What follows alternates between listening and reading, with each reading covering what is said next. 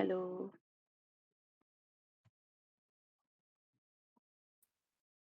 Hello, madam. Yes, madam, you are audible. Yes,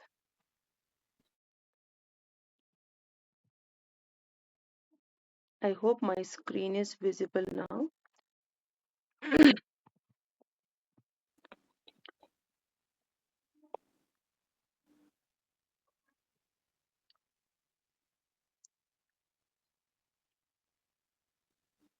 Okay, I will start today's session with the revision of what we have learned in the week 7, and then we will try to cover up the week 8 lecture.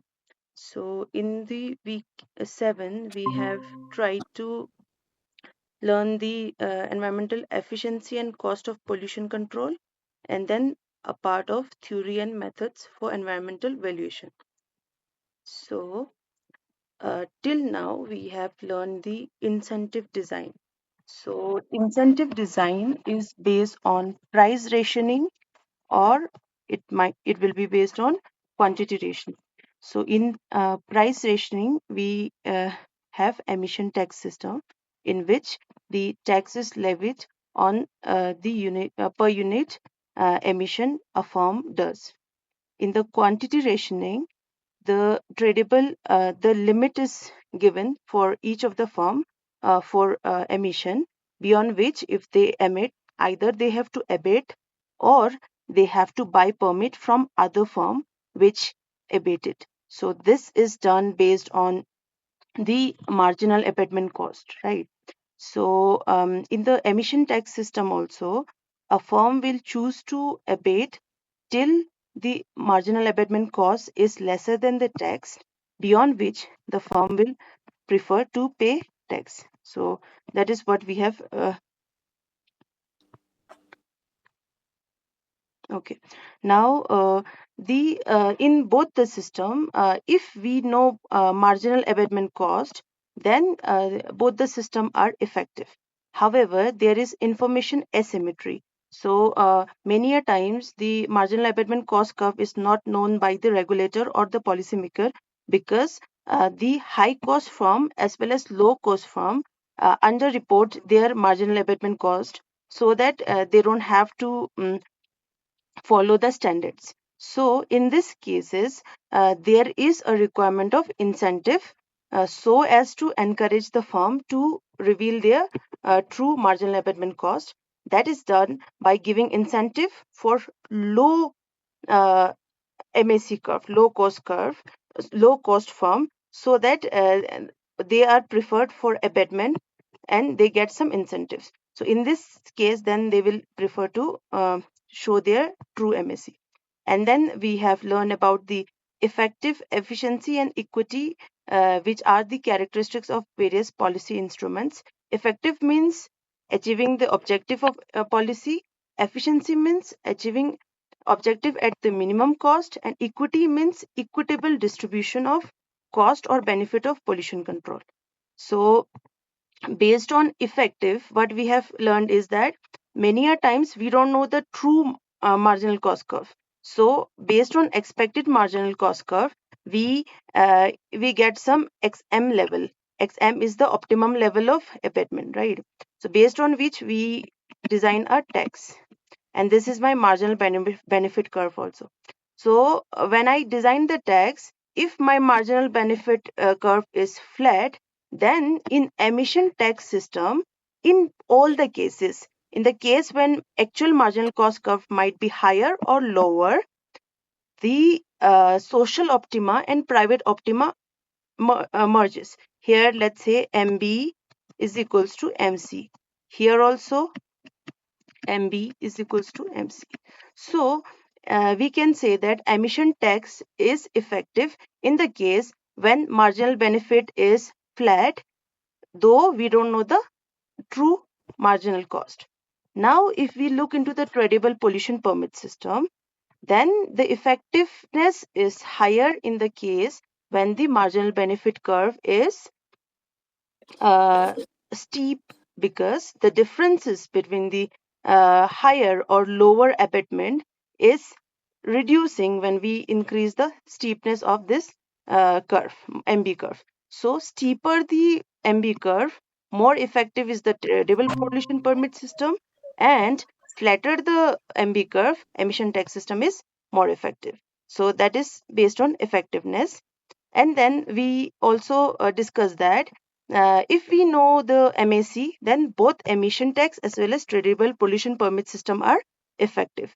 So in emission tax, what we derive is we derive the value of tax which will be equal to marginal abatement cost of MAC, which will be equal to MB, marginal benefit also. A and B are firms. Then in tradable pollution permit system, the price of permit will be equal to MAC, marginal abatement cost. So in the effectiveness is there when we know MAC. When the MAC is uncertain, then we can say that flatter MB curve is more preferable in the case of emission tax system, and steep straight line curve is more preferred in the tradable pollution permit system.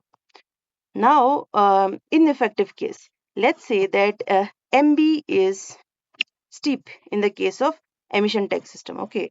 Now, based on the expected marginal cost curve, what the regulator will derive? Regulator will derive XM value, that is the abatement value.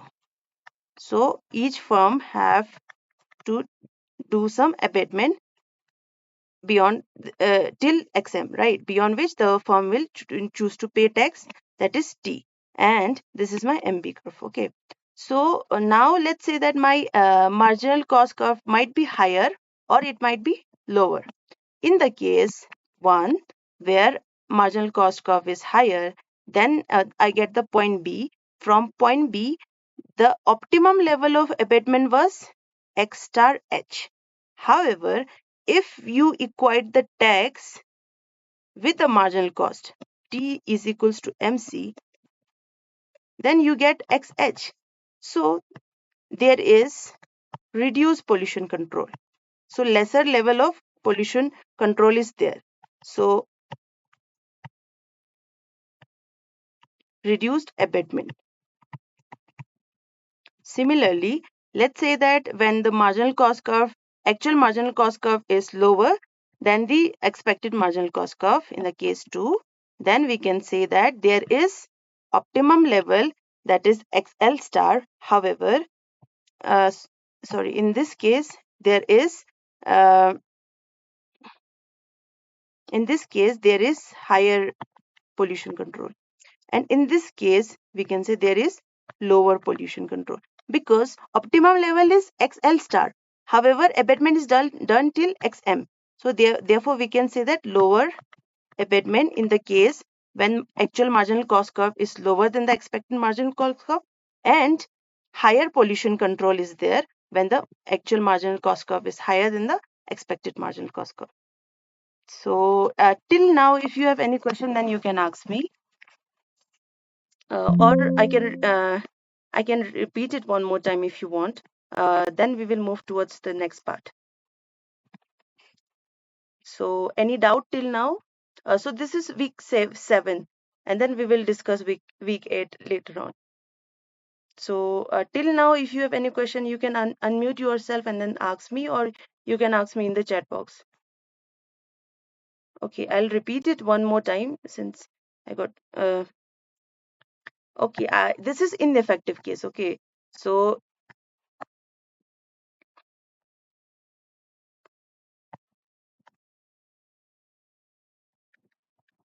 sorry.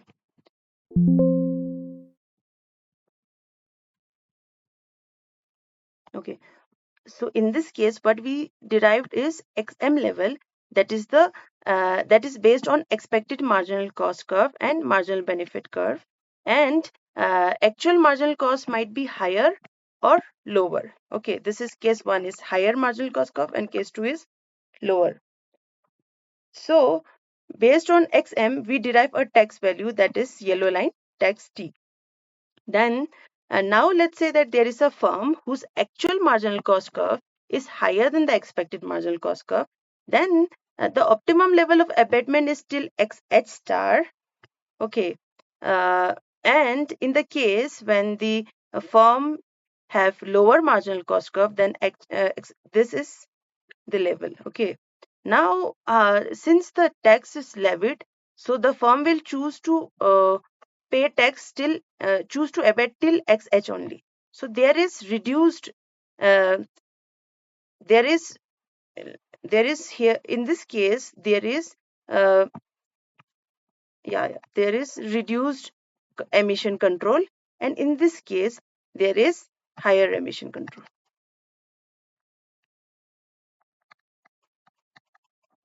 So what we can say is that there is too much of pollution control or too less of pollution control, which is ineffective.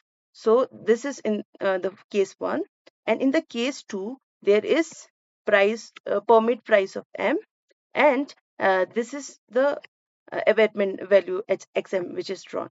However, when we equate this permit level with the marginal cost curve, we derive the XH star or XL star. So in this case, even though there is no, in the case when marginal cost curve is higher, even though there is no permit in the market, the firm is forced to abate higher. So there is higher pollution control,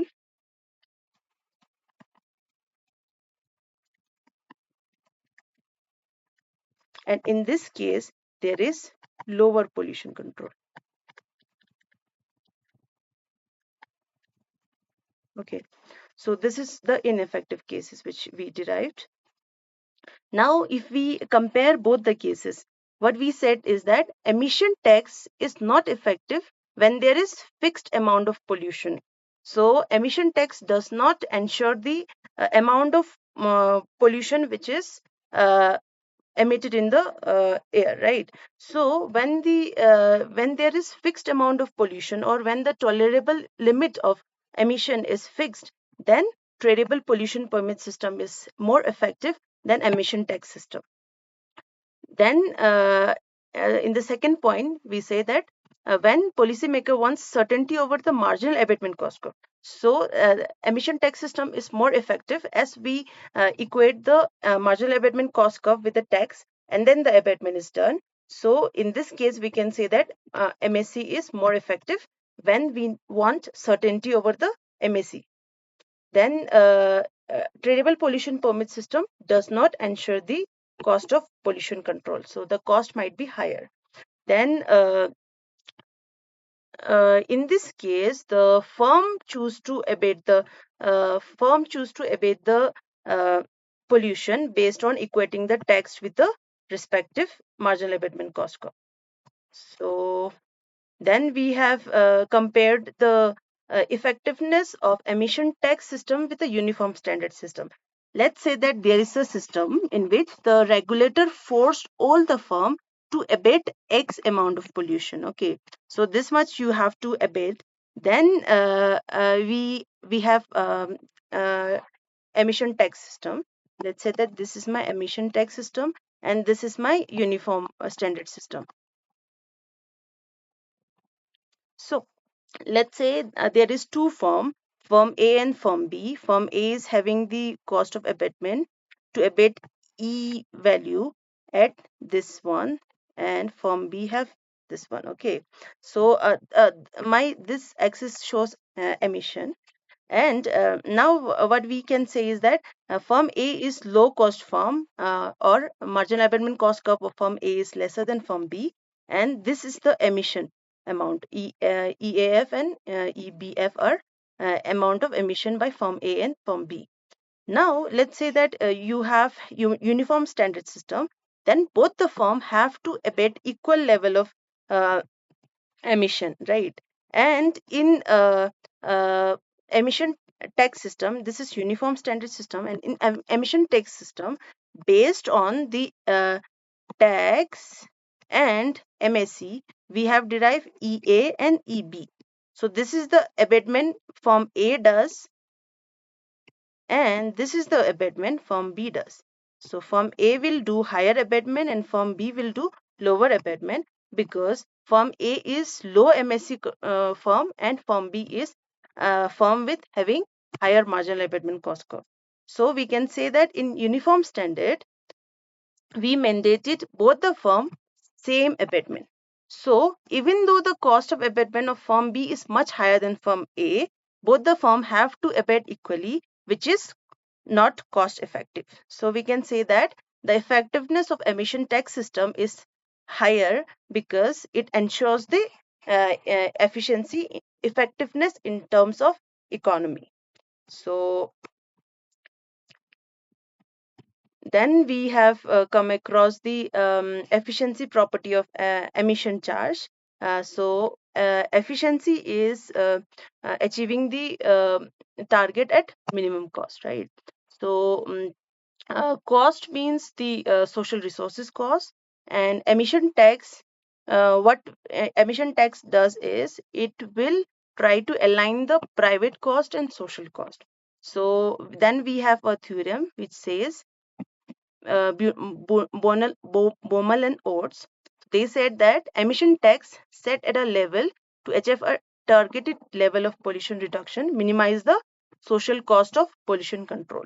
What it says is when we when we set up a emission tax system, then the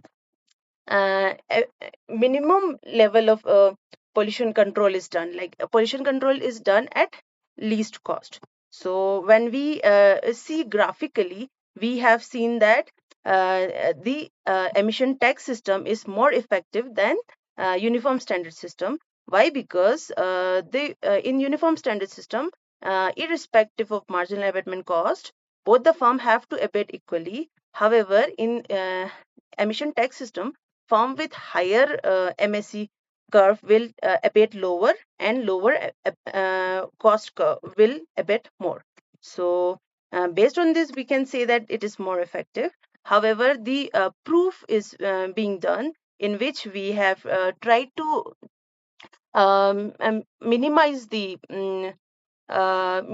objective function based on social planners perspective as well as the firm's perspective. So here we are given the production function, emission function, and then our objective is to reduce the production cost as well as the cost of abatement, subject to uh, production function constraints, this one, and then the emission constraints, and then the maximum emission level. And then based on this, we have derived the Lagrangian function, we have differentiated it, and then we have also done based on firm's objective. So in firms, we have first production cost, and then abatement cost, and then the tax. So at the end, what we try to derive is the tax will be equal to MSC. So graphically, we have always said that the firm will choose to abate till T is equals to MSC, right? So how we derive the tax value equal to MSC? So that is done by this proof, where we try to minimize the cost. So we have tried to minimize the production cost, abatement cost, and the tax a firm have to pay. So based on these equations, we have derived that the tax will be equal to MSC. So then we can say that and then we summarize that Baumol and Oates said that if T is equals to T star, optimum level of tax is levied on firm where tax will be equal to MSC, then the society's cost of pollution control is optimized. So that is what we have come across, right? So we have set one social planner's objective, we have set one private firm's objective, and by equating the social planner's objective with private firm's objective, we derive the condition that at optimality, T star should be equal to marginal abatement cost curve of kth firm, where kth firm represent all the firms from firm A to firm N. So that is what we have come across. Then we have also discussed about the transboundary pollution. Transboundary pollutions are those pollution or those emissions which do not follow the political boundary.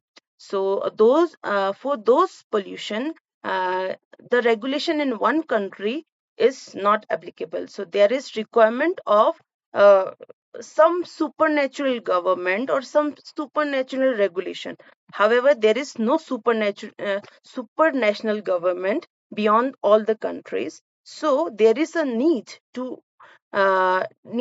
for arrangement to internalize the externality, and there is a requirement of international agreement and cooperation, so that all the country come together and uh, and then they decide that each country will abate this much level, or reduce their emission intensity, or reduce their pollution uh, based on based on level of emission or whatever it is. So this is uh, this is the emission control or pollution control at global level. So those global pollutants do not follow the boundary. So based on this we can say that, okay. So based on this, we can say that there is a requirement of international agreements like COP, Kyoto Protocol, and then Paris Agreement. So in each COP, all the country come together, and then they give their commitments, or also net zero agreements and all, right. So these are required because of the requirement of emission reduction at international level. So, the biggest challenges in the international agreement and cooperation is that each country have incentive to free ride, because all the country, if other countries are abating, then some of the country will free ride or enjoy the benefit without paying the cost of pollution control. So, higher the net benefit of such cooperation, larger will be the incentive for a particular country to free ride. So, based on this, we have tried to draw the MSC of country J and marginal damage curve. Okay, so marginal damage for country J is represented by this curve 1, and MDCS, this is done by 2. MDCS is the damage done by uh, emission of country J on each of the country from J is equals to 1 to J. So let's say that if India is emitting certain level of CO2, it does not affect only India, but it might affect other neighboring countries like Nepal, Bangladesh, Bhutan, etc. Right? So this is the sum of uh, MDC. So when a country tries to optimize their abatement, Qn and Qc we have derived based on both the two curves, right? Qn is non-cooperation abatement level and Qc is cooperation abatement level. If a country do not cooperate with other country on abatement, they will abate till Qn only. Otherwise, let's say that if the country commits to abate based on the damage they are doing for all the other countries also, then Qc is the abatement level. Okay, so let's say that globally optimum level of pollution is achieved. Then we derive that MSC will be equal to sum of all the damage which is done, right? So we are equating MSC with the sum of damages. Then we have derived the QC, which will be socially optimum level of pollution when the country cooperates. Right. Now, in free ride case, sorry, in this case, this is not sum. What the country will do is MSCJ will be equal to MDCJ. So this leads to QN, that is non-cooperating solution. Okay. So when a country do not cooperates, then we get QN level of abatement. So I will stop here for a few minutes if you have any.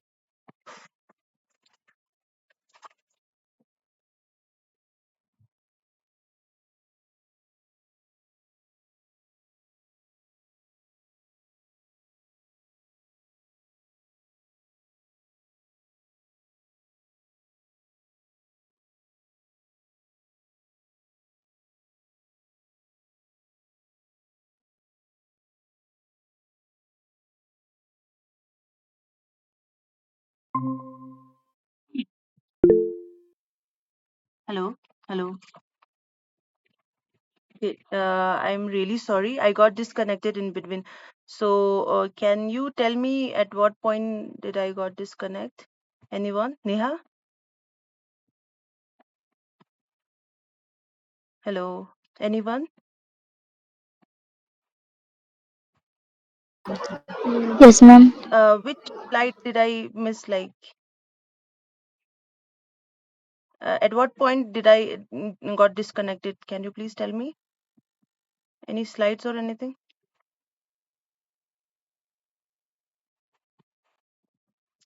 Okay, so uh, any questions till now? Like, I got disconnected in between. So now I think my screen is visible. So we have derived QN and QC, that is non-cooperation and cooperation level of abatement. So QC is the socially optimum level of pollution when the country cooperates, and QN is the non-cooperating level of solution. So till here, if you have any question, then please feel free to ask. Yes, any question, please?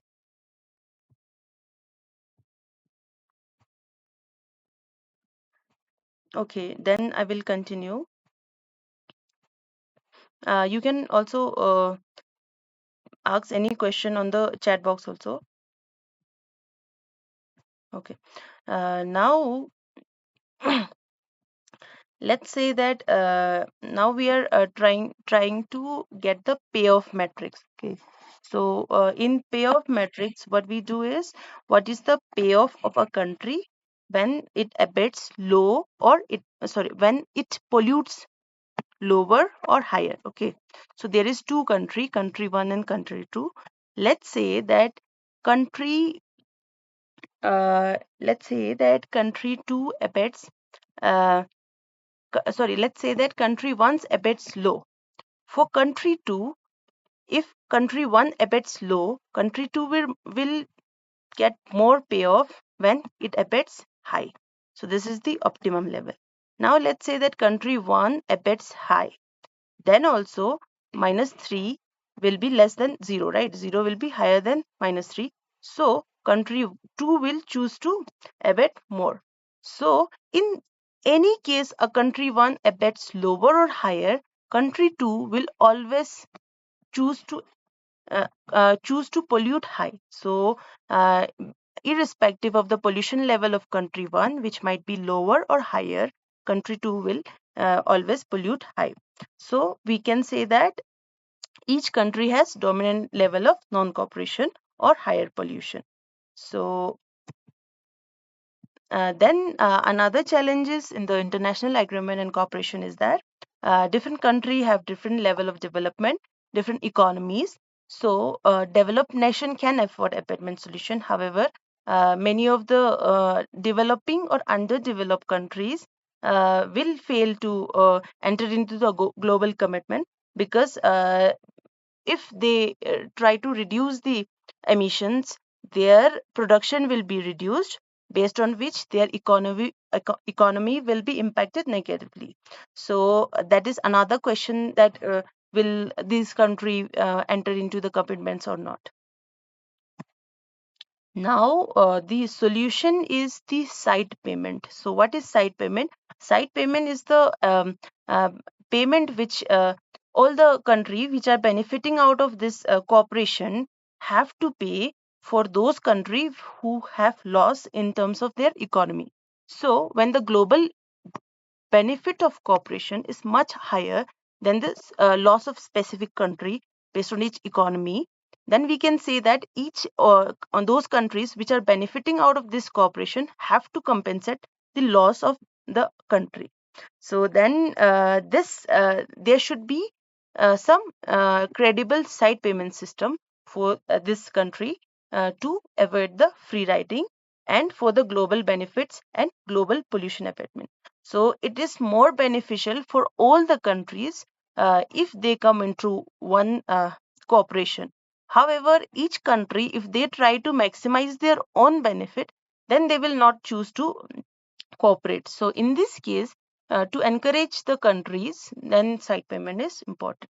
So that is what we have learned in the last week lecture. And then in the week 8, then we will try to learn the economic valuation of environmental goods and services.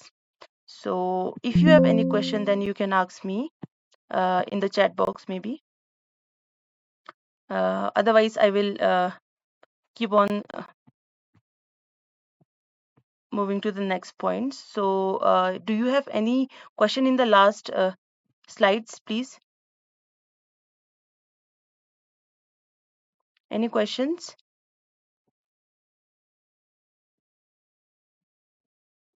Okay. Now we will move towards the economic valuation of environmental goods and services. So why the valuation of environmental goods and services needed? So this is because of inefficient utilization of environment in the form of pollution as well as in the form of extraction of resources, right? So uh, because there is no proper valuation of environmental goods and services, there is no direct market for these goods and services. uh, the exploitation of these goods and services are there because there is always a underpricing based on which under or overutilization of resources is done, right? So therefore the valuation of environmental goods is needed. So since there is no direct market and there is over exploitation of resources because the price signal of the environment is not there, the valuation of environment is needed. So this will avoid the environmental degradation, and in the absence of a market, the valuation is difficult. So we are trying to learn the valuation methods of environmental goods and services. Okay. Now uh, let's say that what are different types of economic valuation of environmental goods. So we are taking the example of a wetland. So let's say that it can be of either use value, non-use value, or option value. So in use value, it can be either direct or indirect. Okay. So direct or indirect, sorry, in the case of direct, the value of environmental goods and services directly enter into the utility function. Utility function gives the satisfaction of a satisfaction of an individual based on the usage of environmental goods and services. So either it can be consumptive or it can be non-consumptive, like enjoying the aesthetics of nature, bird watching, etc. Or in the case of consumptive, such as bird hunting. So these values directly enter into the utility function. So therefore, it is called direct use value. Then we are getting into the indirect use value. So let's say that there are many benefits which the wetland does, or which any environmental goods does, which we are not directly using, however they are important, right? So such as like flood preventions or groundwater recharge. So wetland are important in these services. So these services do not directly enter into the utility function, but they are there, right? So this kind of services or this kind of economic value is known as indirect use value.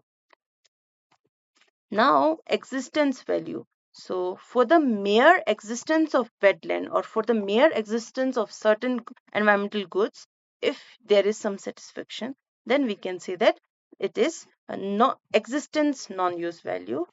Then bequest value is the uh, satisfaction which you get by thinking that my future generation may enjoy this resource value. Let's say that there is a beautiful wetland somewhere.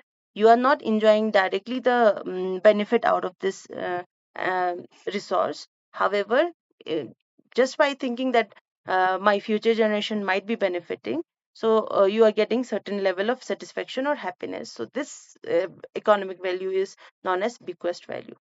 Then option value is that right now I'm not enjoying the benefit out of this wetland, but someday I might get benefit. So this is like keeping option open for the future. So I might enjoy the service. So that is what we called as option value. So this is the end of week 7. Now I'm moving towards the week 8 lecture.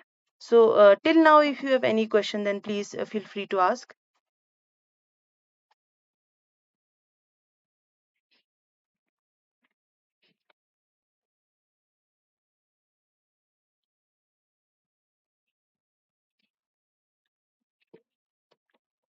Okay. Now, what are the valuation processes? So, what are the valuation approaches of different?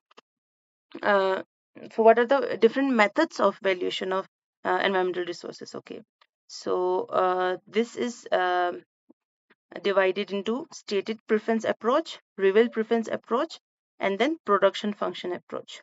So, stated preference approach is again categorized into contingent valuation method and choice experiment, and then reveal preference approach is divided into hedonic pricing and travel cost method. And then production function approach, in this what we do is the environment is an input into the production function. So uh, we are entering environment value as a function into the production function. So we will learn in detail in the next lectures about the production function approach. So in this we will try to learn the reveal preference approach and stated preference approach. So, in stated preference approach, what we do is we create a hypothetical market for environmental goods and services, and then we ask the respondent. So, we ask the respondent to state their preference for possible change in environmental quality. So, what we do is we ask that let's say that you have to pay rupees 100 per month for extra, let's say that I don't know, 100 liter of water. So for certain extra amount of environmental quality, what is the payment you want to do, like how much extra you can pay for this much level of environmental quality. So in the stated preference approach, what we do is we ask the preference from the respondents. So each of the respondent will either say yes, I want to give this much uh, money to this much benefit of environmental quality, or there is also there is two things, right? Willingness to pay and willingness to accept. So willingness to pay is positive change in environmental quality. Let's say that the air will be cleaner by this much, then are you willing to pay this much rupees for cleaning the air, or for installation of certain precipitators, or certain technology? Then there is another thing, that are you like the environment, the air is air quality is degraded by certain level, then the here in this is negative, sorry. So there is negative change in environmental quality, then are you willing to accept the degradation? So this is what is done. So this is called stated preference approach, because the respondent are stating or quoting the willingness to pay or willingness to accept. So there is no real payment. There is no real payment of certain value, but there is hypothetical market in which the respondents are asked, and then they give certain value, that till let's say that 100 rupees I can pay, beyond which I don't want to pay for 100 liter of water. So this is the method. So this is stated preference approach. Okay. So now we will move towards the reveal preference approach. So in reveal preference approach, what we say is that the preferences of environment are already revealed by consumer. Let's say that there is two methods in the reveal preference method approach. So hedonic pricing, right? In hedonic pricing, preferences of environment is revealed through related market. Let's say that there is housing market. Okay, so there is two house with specific attributes which is same in the both the house. However, the location of both the house are different. Then we can say that for same house with same attributes, the pricing of house in the green area is higher as compared to the area the house at the polluted area, right? So this extra money or a premium money which a person pay just to just in the preferences of clean environment reveals the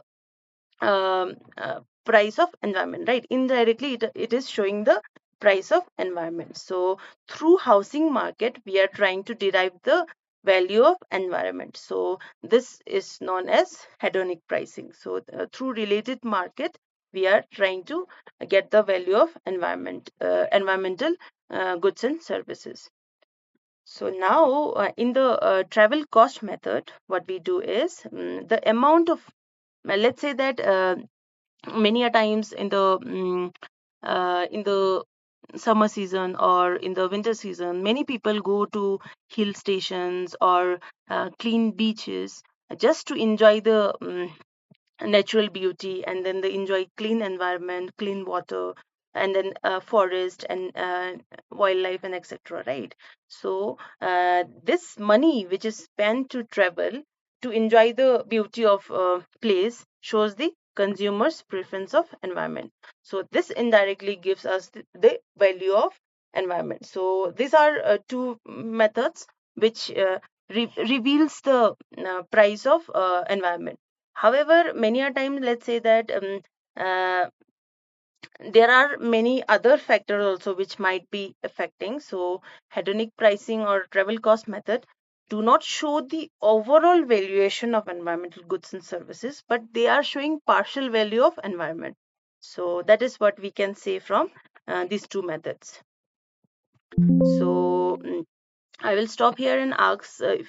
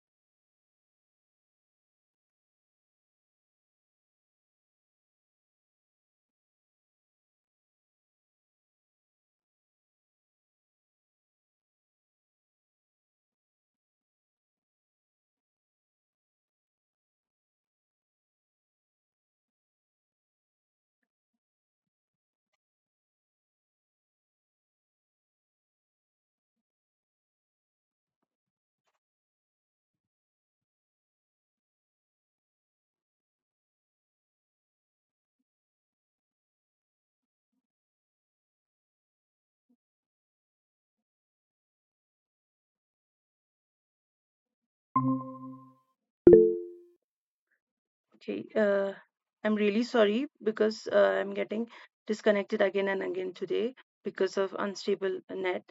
So I'll again try to share my screen and then,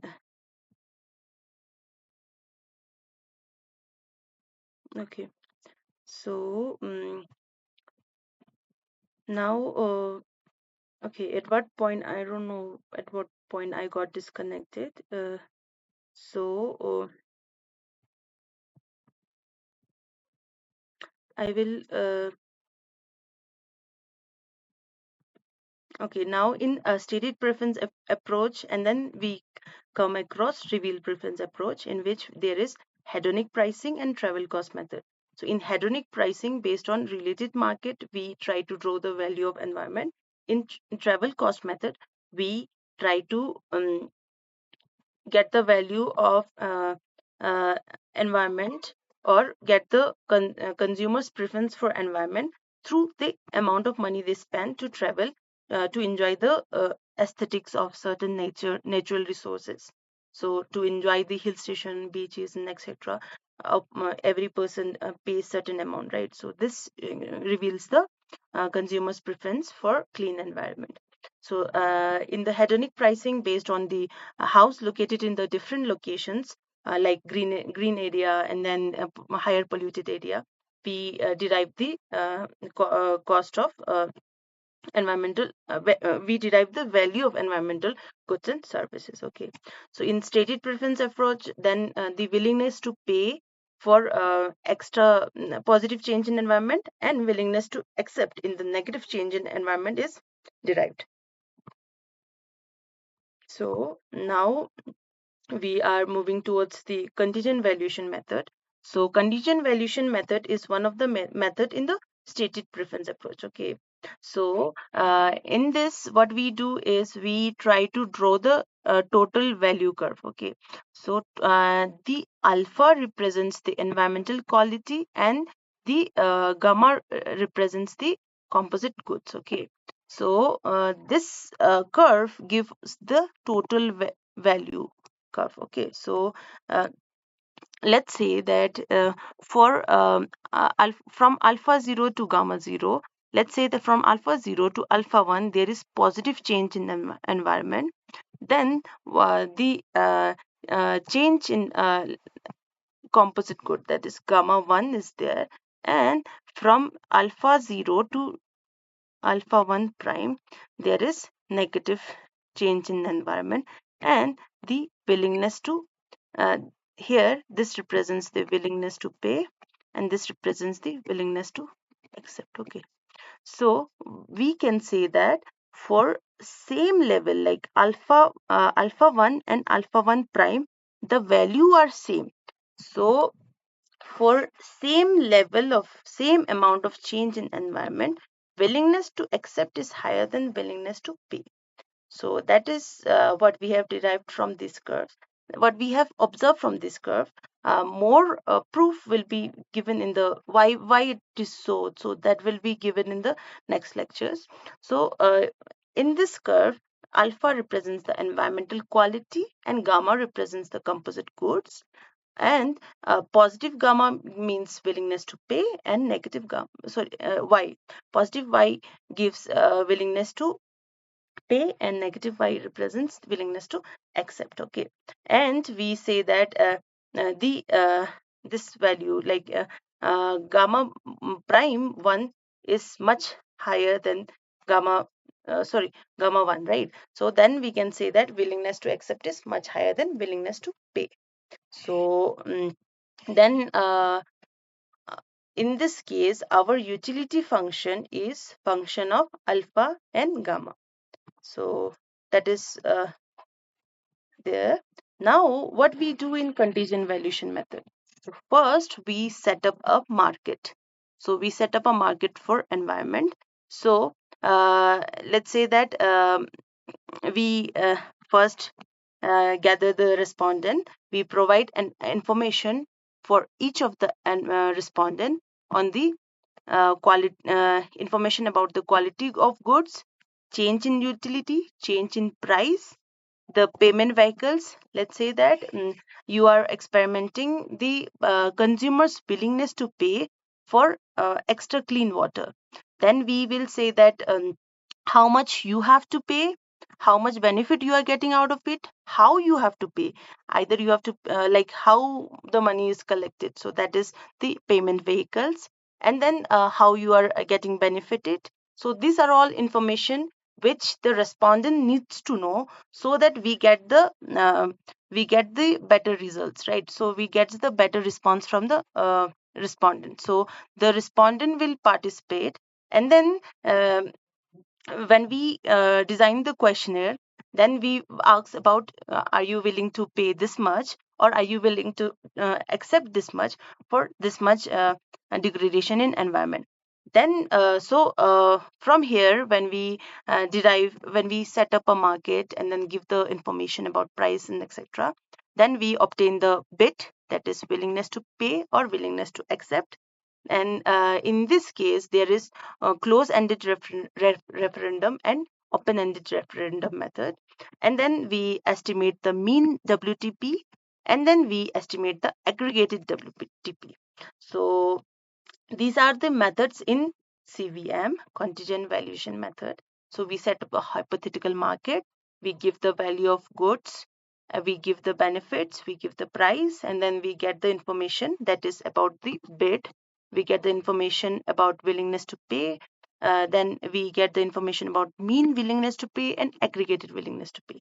So let's say that in closed-ended referendum, what we do is we ask the respondent about the specific amount. Let's say that AI amount. So you have to pay 100 rupees per month for additional water. Are you willing to pay? Yes or no? So this is yes is means 1 and no means 0. So that is how you are asking. Okay, so I'm there. So that is how you are asking the respondent whether are you willing to pay this much amount or not. So if you are giving value to this water, like for additional water, if you are giving value, then you are ready to pay 100 rupees, right? Or maybe you are ready to pay 150 rupees also, because if the utility of water is high, then you will pay more. If the utility is not so high, then you will not pay more. So that is how you are getting information, and this is your response. You are getting response in the form of yes or no, and you have to decide AI. So you have to ask 100 rupees is decided by you, okay? You means the questionnaire or the person who is experimenting all this. So AI is decided by keeping in mind, let's say that there is a prior meeting, there is a group discussion with the person in that location. So you go to that location, you get the information about their utility of water, their their economic status, and then like how much money they are willing to pay, based on their based on various parameters. So then you get the minimum, maximum, and average willingness to pay, okay? So then you get the idea about willingness to pay of people, and you get the idea about AI. So there is AI amount, which you have to ask that are you willing to pay AI this much amount or not. So the AI is a random value. AI can be 100, 150, or it can be 50 rupees. So we need to set the AI based on minimum bid amount that is accepted by all the respondent, and maximum bid amount which is rejected by all, and there is two bids which is around the average. So based on this, like let's say that you are designing AI is equals to, let's say, 200, which is rejected by all the respondent, and then AI is equals to, let's say, 20, which is accepted by all, and then in between, like let's say 100 or something, and then 120 and 80, which is around the average. So that is how you have to design the AI value, and then you have to ask yes or no to the respondent. So that is how it is being done. So the limitation of this close-ended referendum is, in this case, let's say that I am assuming that AI is equals to 200 is maximum. So the maximum willingness to pay of respondent is 200. But many a times there might be a case that a person is willing to pay more than 200, like let's say that 250 or 300 also. So that we are not observing in this case. So that is known as partial observability problem. So we are expecting certain willingness to pay beyond which we are not observing. So that is one of the limitation, that consumer would be willing to pay higher than the maximum WTP Therefore, we will not be able to estimate the maximum WTP. So,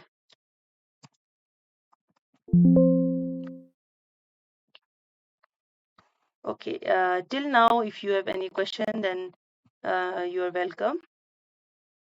Any question? Yes, Neha? Hello. No, ma'am. Am I clear? Like, are you understanding what I'm trying to say? Yes, ma'am. Okay. I So, understand. sure, sure. Anyone else like any comment or anything? Then you can say in between. Then I'll continue. Okay. Then we will continue with the next part. So now we are totally into the valuation method. Okay. So in valuation method also we have learned about stated preference approach and revealed preference approach. Now we are leaving behind the revealed preference approach. We will learn it later on in detail. However, we are moving into the stated preference approach, in which we are learning one of the method in the stated preference approach, which is called contingent valuation method. So in contingent valuation method, what we do is we ask the consumer about their willingness to pay or willingness to accept. Willingness to pay for better environmental quality and willingness to accept in terms of degradation in environment.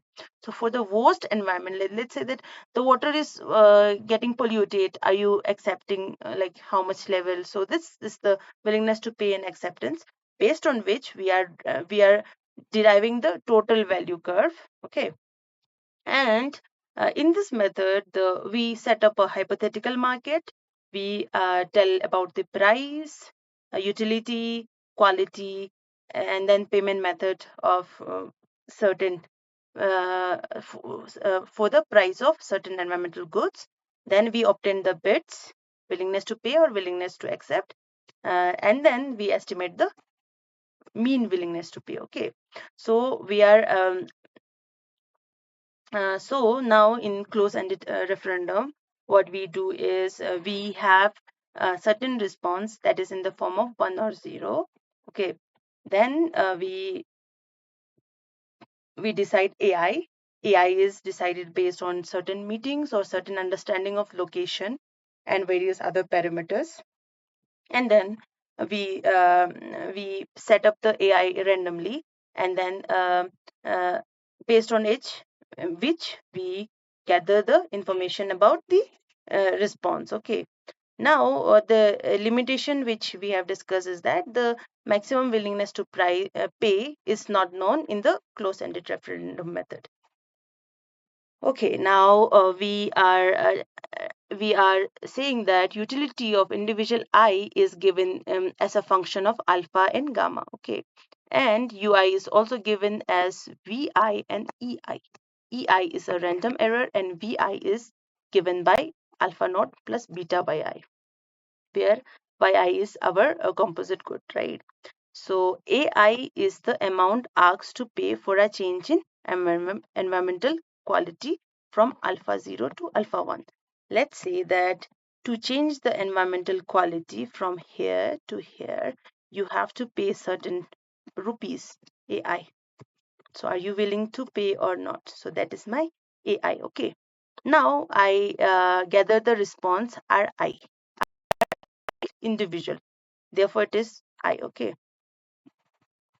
Now, Ri can be 1, that means yes. Ri can be 0, that means 0. No, okay.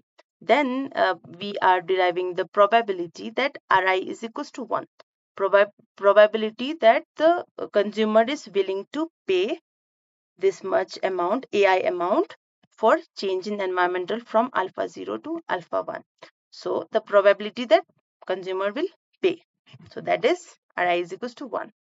So now we are getting a probabilistic model. So based on it, we have, let's say that initially the utility will be alpha 0 beta yi plus E naught, right? Now let's say that individual have to pay AI amount. So what we do is yi minus AI and then EI. So the utility function is changing from here to from here. Okay, so it will be 1. The consumer will pay only if its utility is better off than initial utility, right? So the utility after paying AI amount have to be higher than the utility before payment, right? So then we have then only the, like, let's say that if you have to pay for the pay 100 rupees extra for additional water, then your utility have to be better than without payment, right? So therefore we are saying that new utility, let's say that u1 should be more than or equal to u0. Okay, am I clear? Now from here, if we rearrange, then we are getting alpha 1 minus alpha 0. So alpha 1, alpha 0 plus beta yi minus beta ai is more than or equal to beta yi plus error term e0 minus ei. Okay. So then what we get is this error term is given by n, that is a random variable, and beta yi get cancelled.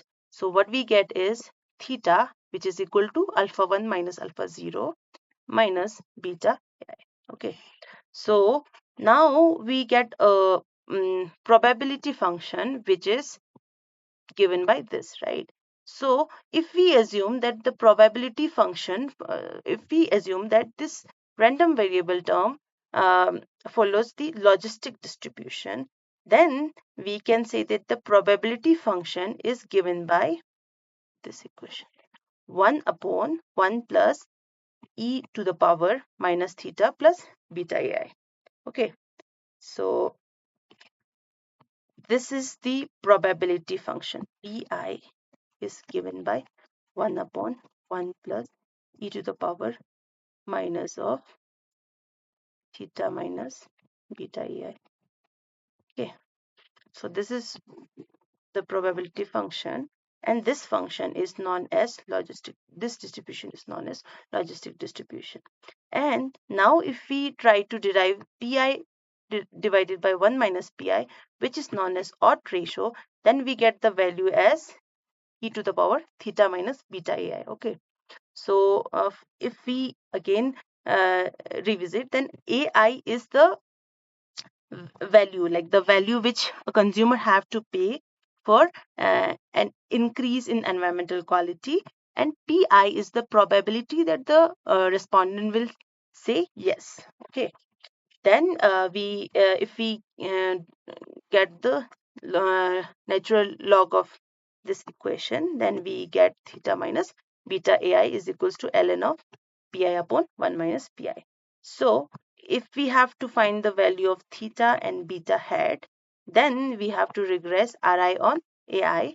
So based on this, we will get the theta and beta. So this regression method is done by logit, or it can be probit. So since we are assuming the distribution of n as logistic distribution, we are using logit regression method, or it can be probit regression method, based on which we are finding the value of theta and beta, based on which we are finding the probability, right?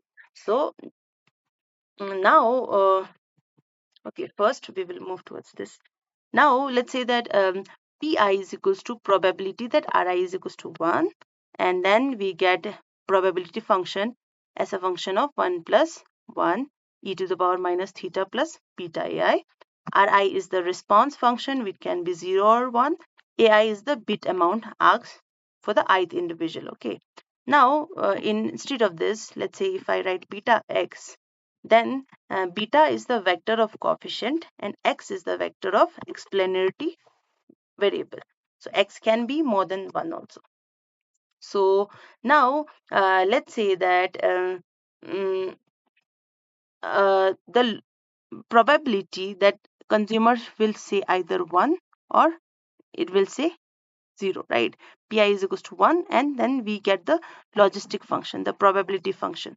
So from the probability function, logistic function, what we have derived is that, let's say that the probability that consumer will say yes if they have to pay 0 is high, If they have to pay 50, the probability is lesser. If they have to pay higher bid, the probability of saying yes reduces. So this distribution function is known as logistic distribution, in which the probability of saying yes reduce with the increase in the bid price. Okay. And expected value of willingness to pay ranges from minus infinity to infinity. However, willingness to pay should be more than or equal to 0. So therefore we call it conditional mean WTP. Okay. So because we are giving condition as WTP more than or equal to 0.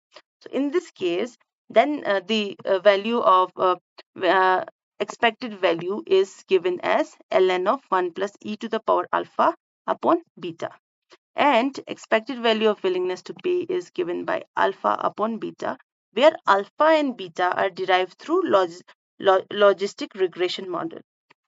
And then the estimation of this alpha and beta is done through logit model, which involve maximum likelihood estimation.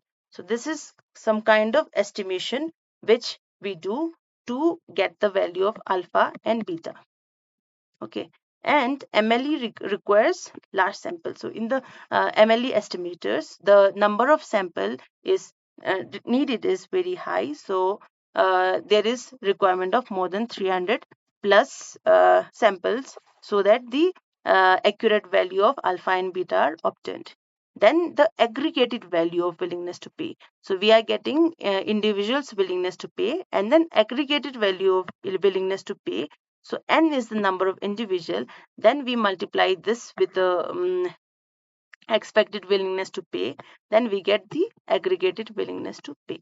So this willingness to pay is derived through the data which you insert, which will be in the form of let's say that yi, or my response, which will be in the form of 101010, and then we regress it with respect to ai. And okay, which of the following should be bid amount for pilot survey in the closed end referendum to maintain the randomness? So as we have discussed that to maintain the randomness, the minimum bid should be accepted by all, the maximum bid should be rejected by all, and there will be two bids in the neighborhood of average bid. So the correct answer will be all of the above. Okay, so this is the correct answer. Okay, I hope that these questions are clear. So I am directly moving on because you have already submitted this. So based on what we have discussed today, these are the few questions which are related. So we are discussing it. Now, which of the following is or are major limitations of contingent valuation method? So the major problem of contingent valuation method is hypothetical bias and partial observability problem. So the option A and C are right answer. Okay, so we have already discussed what is partial observability problem. That is that we are unable to find the maximum willingness to pay, right? So hypothetical bias we will discuss in the next slide. uh, So first we will move on directly to the limitations.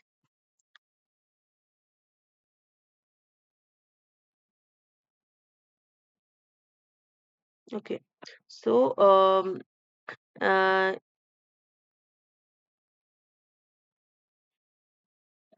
if hypothetical market is not created properly, respondents are not convinced uh, about the goods about the goods and the market. I'm really sorry for the typos. Goods and the market. So respondent try to give the responses about WTP randomly, right? So this WTP values are suffering from hypothetical bias. So since the hypothetical market is not created properly, let's say that if the value of AI is not given properly, if the respondent are not given not convinced enough about the payment that they have to do, or about the value of environmental goods and services, then what they will do is they will give the random answers. So this random answer will uh, suffer from hypothetical bias. So that is one of the challenges in the contingent valuation method. So that is what we call as hypothetical bias. Okay. So another challenge which we have discussed is partial observability problem. And then in the seventh question, we are asked that for the same amount of change, either deterioration or improvement in environmental quality, so the right answer will be the willingness to accept compensation is always higher than the willingness to much high. It's much higher than the willingness to pay, right? So the correct answer will be first one, as we have discussed in this graph, that for the same amount of environmental change in environment from uh, better from alpha 0 to alpha 1 and degradation from alpha 0 to alpha 1 prime, the willingness to accept is much higher than willingness to pay. So that is what we have observed, right? So the correct answer for question number 7 is that willingness to accept compensation is higher than the willingness to pay. Now, in the question number 8, which of the following model is best suited best suited in the to find the willingness to pay in the CVM method, we are given PI, which is the probability that the respondent will say yes. AI is the bid price, and environmental quality is improving from alpha 0 to alpha 1, right? Then, which of the following model is best suited? So, as we have already discussed, that the logit model is best suited for this kind of uh, approach. So, the logit model is given by this model, right? So, logit model is ln of pi upon 1 minus pi is given by theta times theta minus beta times AI, right? So the correct answer will be the second one, log of natural log of odd ratio is equals to theta minus beta AI. Okay, so this is the logit model, so which we have derived, right? So based on the logistic distribution, we are trying to regress the response and the bid price. So therefore, it is known as logit model. Then, so the model will be logit model for the ninth, and in the for the estimation in this model. So for the estimation of logit model, what we are using is we are using maximum likelihood estimation, right? So we are using maximum likelihood estimation. So these are related, and that in the CBM, the logit model is used. Logit model is given by ln of pi upon 1 minus pi is equals to theta minus beta times AI. And this model is solved by maximum likelihood estimator. Okay. So, so I hope that I'm clear till this. So with this, I will end today's session.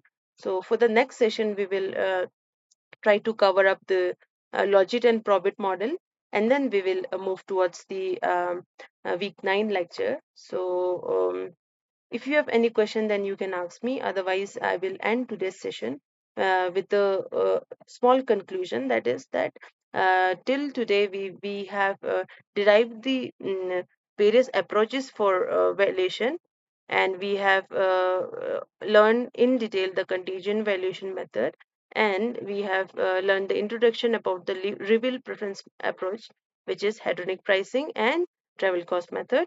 And in the further lectures, we will try to further go into the methods. So contingent valuation method is almost done, in which the close-ended referendum kind of method, in which we find the value of we find the value of expect mean value of WTP, a conditional mean value of WTP, And then median value of WTP and aggregated WTP are estimated, based on which we are trying to find the value of environmental goods and services.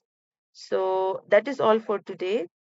So thank you. I will end the session. If you have any question, then you can ask me.